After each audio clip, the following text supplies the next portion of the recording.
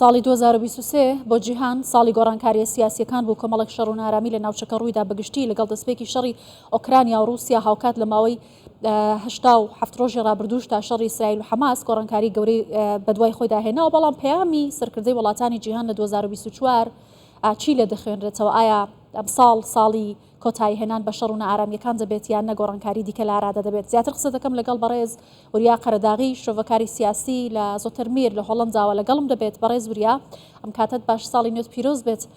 پەیامی سەرکردەی وڵاتان هەندێکیان پارادۆکسی تێدایە و دژبەیەکن، بەشێکیان هێزەکانیان دەکشێنەوە بەرەو لایەنێکی تر و بەشێکی شەڕەشەی بەردەوامبوونی شەڕ لە دژی وڵاتان دەکەن. ئایا پێتان وایە ساڵی 2024 ساڵی پابەندبوون و ئارامی بێت هەروەکو سەرۆکی فەڕەنسا دەڵێت؟ ساڵی نوێ ئێوە و ساڵی نوێ بیبەرانش پیرۆز بێت. وا دیارە هەموو سەرۆک کۆمارەکانی جیهان، سەرۆک وڵاتانی جیهان بە پەیامێکی تازە هاتن بۆ 2024 داوایە واکەن کە گوایە کێشەکانی 2023 سوکتر بێتەوە بتوانن چارەسەری بکەن.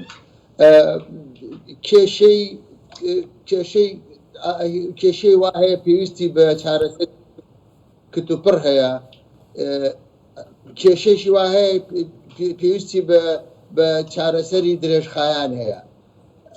ئیجا لێرەیە ئەو کێشانەی کە حاڵ حاضر لە 2023 ئەڕوا بۆ 2024 ئەو کێشانە زۆر بنەڕەتین. بەڵێ ئەوانەی یعنی مەسەلەن وەکو کێشەی رووسیا و ئۆکرانیا، ئەمە کێشێکی وە ئاسان نییە ئەگەر وڵاتە زلهێزەکان نەگەیت بە قەناعەتێکا کە تەواوی بکەن ئەم کێشەیە. کێشەی فەڵەستین و ئیسرائیلیش ئەمە کێشێکی مێژوویە، ئەمە گەڕێتەوە بۆ 1400 ساڵ. زۆر گیرەکەی چارەسەرکردنەکەی زۆر زەحمەتە. کێشەی گرانی، دنیا زۆر گران بووە و ڕۆژ بە ڕۆژگرانی زیاترە بێت و زۆر کەس زۆر ملت هەیە بۆی ناکرێت ئەم کێشەیە. باشە، بەڕێز قەرەداغی، پێتان وایە لێککەوتەکانی بەردەوامی ئەم شەڕ و ئاڵۆزیانە لە ناوچەکە بەگشتیوە لە جیهان چی دەبن لەسەر وڵاتان؟ داهاتی وڵاتان بەرەو کوێ دەڕواتە گەر چارەسەرێکی بنەڕەتی بۆ نەدۆزرێتەوە؟ خۆی ئەو وڵاتانی کە ئەبێ چارەسەری ئەم کێشانە بکەن وڵاتە زلهێزەکانن، یان بە تایبەتی ئەمریکا. ئمڕۆ دنیا تقریبا تەماشای ئێرانەکات، ئەگەر ببرێتان تەماشای ئەمریکاکە. ئەگەر ئەمریکا گەرەکی بێت ئەم کێشانە چارەسەر بکە ئەتوانێت. اینجا بە دوو ڕێگە هەیە. بە کێشەی رووسیا و ئۆکرانیا ڕێگەی ئەوەیە کە جەنگ ئیدامە بدات و یا ئەوەی گفتوگۆ بکات لەگەڵ پوتینە. ئەوروپا چاوی لە ئەمریکایە. لەم لاشەوە رووس و چین و ئێران و کۆریای باشوور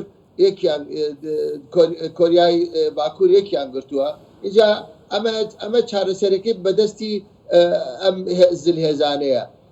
بە بەزەری من هەڵبژاردننی ئەمریکا زۆر شتڕوو دەکاتەوە. یعنی یەکی لە جەنوەری لە مانگی 2025 شتەکان ڕۆبێتەوە. ئایا ئەگەر ئەم سیاسەتی ئیدامەی پێدرێت لەلایەن دیموکراتەکان، وەکو ئێستا بینن دیموکراتەکان 6 بلیۆن دۆلاریان تەرخان کردووە بۆ ئۆکرانیا، تازە جگە لە 210 بلیۆنەکە. و ئایا ترامپ دێت کە ترامپڵێ من گوێ نادەم بە سیاست و بە ئەوروپا و بە ناتۆ بە رووسیا، من مەسلەی ئابووری بەلام مهمە، مەسلەوەی ملەتەکەی خۆم تێر بکەم. مەسلەی ئەوە زۆر گرنگە لە سیاسەتی جیهانیە کە ئایا ساڵی داهاتوو چیە بێت. باشە، کەواتە بەڕێزت پێت وایە ئەمریکانیەتی چارەسەرکردنی کێشەکانی نییە لەگەڵ گۆڕینی دەسەڵاتی داری لە ئەمریکا لە کۆماریە دموکراتەکانەوە بۆ کۆماریەکان؟ ئایا ئەم سیاسەتانە گۆڕانکاری بەسەردادێت؟ دەکرێت بڵێن ترامپ بە شێوازێکی دیکە یا هەر کەسێکی دیکە لە پارتەکەی ترامپ بێتە سەرکار ئیدارەی ئەمریکا سیاسەتەکانی بگۆڕێت؟ بەڵێ، خۆی ئەگەر بێتە سەرواقع ئەمە دایم کێشەیەکی گەورە هەبووە لە بینی رووسیا و لە بینی دیموکراتەکان. رووسیاوەنە پێی خۆش نییە دیموکراتەکان بێنە سەر حکومەت و زۆر پێ خۆشت ریپۆبلیکەکان بێنە سەر، یعنی جمهوریەکان بێنە سەر خودرە. لەبەرەوەی ئەمە مەسەلەی دایم مافی بەشەر و ئەم شتانە داواکەن و ئەمە نەختێک ئەم حساسی ئەم ئینە هەیە حساسیت هەیە لە بێنیانە.